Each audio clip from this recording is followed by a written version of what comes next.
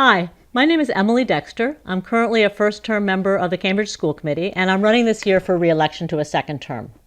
In the next 4 or 5 minutes, what I'd like to talk about is first, what are the responsibilities of the Cambridge School Committee? This is important to know before you go into the voting booth. Second, what do I think are the skills, the knowledge, and the dispositions that are very important in Cambridge School Committee members? And third, I'm going to give you some advice on how to approach the task of voting in proportional representation for a 6-member committee. So first, let's think about what are the responsibilities of people on the Cambridge School Committee. In my view, the committee is responsible for everything that happens in the schools. That's why when parents come up to me in the grocery store or call me on the phone or talk to me by email about something that's happening in the schools, I feel personally responsible. Because if the committee isn't responsible and the final folks accountable, who are not? Who is? It's not the superintendent, it's us. We are responsible for directing the superintendent. The first thing we need to do is make sure we do no harm. That's the first obligation. So we need to really be looking at some of the hot spots and the difficulties and the problems and the issues in our school and solve those problems. And after that, we need to make sure that we're doing good. We do that through the budget, we do that through policy, we do that through our communications with the superintendent and the CPS staff, and we do that through communication with parents and students. So the main thing about this is we need to think, the school committee is in terms of infrastructure. If you think of the schools as a house, our job is to make sure first that the infrastructure is sound, that the basement doesn't leak, that the walls are sound, that the roof is working and all those things. And then we move up to the higher order things. What are the skills that I think I bring and that I think are important? First, you need to have committee members who take responsibility, who feel that the schools are their responsibility and that they are the ones who are accountable if there's something that's not working in the schools. Second, you need people who really know the issues, somebody who knows our schools very well and who understands education. The reason I actually ran for committee the first time is that my younger daughter was graduating from the Cambridge Rindge and Latin High School. I had been a parent for 17 years in the system, and I worked professionally in the field of education. I had a doctorate from the Harvard Graduate School of Education. I'd worked as a researcher. I'd worked for 5 years at a school for deaf students as a language specialist. I had all this knowledge and experience, and I was about to exit out of the system.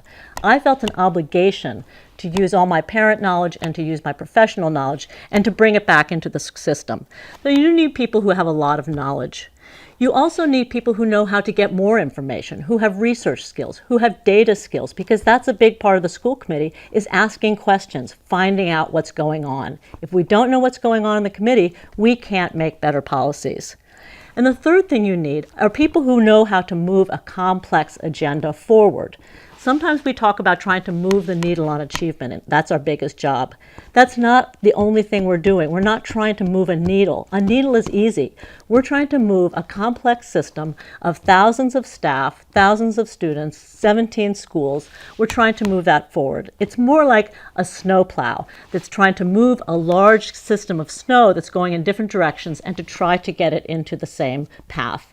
Or you can call it herding sheep, you can call it kneading dough, but it really is a system of pressure. Because a system that is at rest will stay at rest until pressure is applied to it. So when you go to think about who you're going to vote for school committee, first, you're not voting for one person. You're electing 6 people to the school committee. The first thing you should say is, who are the 6 people that I want on the committee? The second thing you should say is, but who is the person that I think is the most qualified and has demonstrated an ability to really lead and push and make things happen? The reason that I would like your number vote is in only 18 months on the committee, I've made things happen.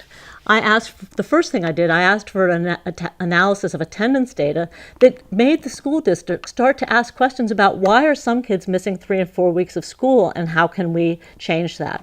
I started to work with the high school students and ask them, how empowered do you feel about your own education? This term I've been appointed to lead the ad hoc committee on our student discipline policies. These are the foundational issues in our district, and I've been trying and have been successful at moving that agenda forward. So you're going to be going to the voting booth on November 7th. What I'm asking you is to give me your number 1 vote, and then give your number 2 and number 3 votes to the other people that you want on the committee. That's the beauty of proportional representation. You aren't just voting for one person, but you're supporting multiple people. So please, my name is Emily Dexter. Go to my website, www.emilydexter.forcambridge.com. You can read about my platform, and I look forward to seeing you in the streets and in the city. Thank you very much. Bye-bye.